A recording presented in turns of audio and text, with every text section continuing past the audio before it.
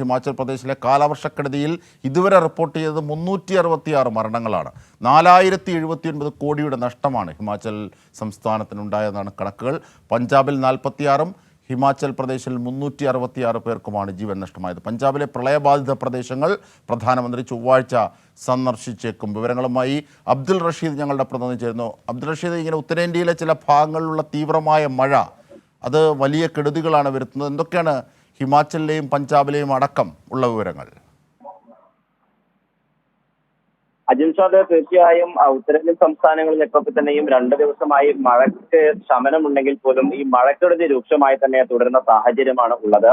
ഈ ഹിമാചൽ പ്രദേശിൽ ജൂൺ 20 മുതൽ സെപ്റ്റംബർ 6 വരെ ഇതുവരെ 366 മരണമാണ് റിപ്പോർട്ട് ചെയ്തിരിക്കുന്നത്. 4079 കോടി രൂപയുടെ നഷ്ടമാണ് സംസ്ഥാനത്ത് ഉണ്ടായിട്ടുള്ളതെന്നാണ് ഇപ്പോൾ സംസ്ഥാന സർക്കാർ പുറത്തുവിട്ടിരിക്കുന്ന വിവരമെന്ന് പറയുന്നത്. ഇതിൽ 3390 വീടുകൾ പൂർണ്ണമായും തകർക്കുകയും ചെയ്തിട്ടുണ്ട്. അതോടൊപ്പം നിരവധിയായിട്ടുള്ള വീടുകൾ ഭാഗികമായും തകർന്നിട്ടുണ്ട്. 249ഓളം റോഡുകൾ പൂർണ്ണമായും തകർന്ന സാഹചര്യം ഉണ്ടായിട്ടുണ്ട്. ഇങ്ങനെ കാര്യമായി തന്നെ ഹിമാചൽ പ്രദേശിനെ പിടിച്ചുലച്ചിട്ടുള്ള ഒരു മഴയാണ് ഇത്തവണ ഉണ്ടായിട്ടുള്ളത്. എന്തായാലും 135 മണ്ണിടിച്ചിലും അതോടൊപ്പം 95 മിന്നൽ പ്രളയവും 45 മേഘവിസ്ഫോടനങ്ങളും ഈ ഒരു കാലവർഷക്കെടുതിക്കിടെ ഹിമാചൽ പ്രദേശിൽ മാത്രം ഉണ്ടാവുകയും ചെയ്തിട്ടുണ്ട്. നിരവധി പേരെ കണ്ടെത്താൻ ഇതുവരെയും സാധിച്ചിട്ടില്ല. പ്രത്യേകിച്ചും വിവിധ മേഖലകളിൽ ഉണ്ടായിട്ടുള്ള മേഘവിസ്ഫോടനത്തിലും അതോടൊപ്പം വെള്ളപ്പൊക്കത്തിലും നിരവധി പേർ ഒഴുക്കപ്പെടുന്ന സാഹചര്യം ഉണ്ടായിരുന്നു.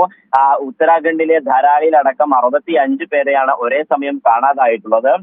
ഇവർക്കായിട്ടുള്ള തിരച്ചിലും ഇപ്പോൾ പുരോഗമിക്കുകയാണ്. അതോടൊപ്പം പഞ്ചാബിലും മഴ സാരമായി തന്നെ ബാധിക്കുന്ന സ്ഥിതിവിശേഷമാണ് ഉണ്ടായിട്ടുള്ളത്. കഴിഞ്ഞ ദിവസങ്ങളിലൊക്കെ തന്നെയും വെള്ളപ്പൊക്കം ഉണ്ടാവുകയും 49ഓളം പേർ മരണപ്പെടുകയും ചെയ്തിട്ടുണ്ട്. പഞ്ചാബിലും അതോടൊപ്പം ഹരിയാനയിലും 4 ലക്ഷം ഏക്കർ കൃഷിഭൂമിയാണ് വെള്ളത്തിനടിയിലായത്. ഇത് കർഷകരെ സംബന്ധിച്ചിടത്തോളം വലിയ വെല്ലുവിളിയാവുകയും ചെയ്തിട്ടുണ്ട്. എന്തായാലും ഈ പ്രളയബാധിത മേഖലകളിലൊക്കെ തന്നെയും ഇപ്പോൾ പ്രധാനമന്ത്രി നരേന്ദ്രമോദി സന്ദർശിക്കുമെന്നുള്ള റിപ്പോർട്ടാണ് വരുന്നത്. പ്രധാനമന്ത്രിയും ചൊവ്വാഴ്ച പഞ്ചാബിൽ സന്ദർശിക്കും. ഈ പ്രളയബാധിത മേഖലകളൊക്കെ തന്നെയും സന്ദർശിക്കുകയും ചെയ്യും. 1955 ശേഷം ഏറ്റവും വലിയ പ്രളയത്തിനാണ് പഞ്ചാബ് ഇത്തവണ സാക്ഷ്യം വഹിക്കുകയും ചെയ്തിട്ടുണ്ട്. എന്തായാലും പഞ്ചാബിലെ നാശനഷ്ടവുമായി ബന്ധപ്പെട്ടുള്ള കണക്കുകൾ പുറത്തു വന്നിട്ടില്ല.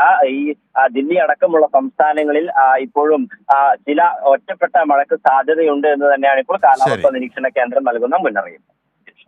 ശരി, അബ്ദുൾ റഷീദ്.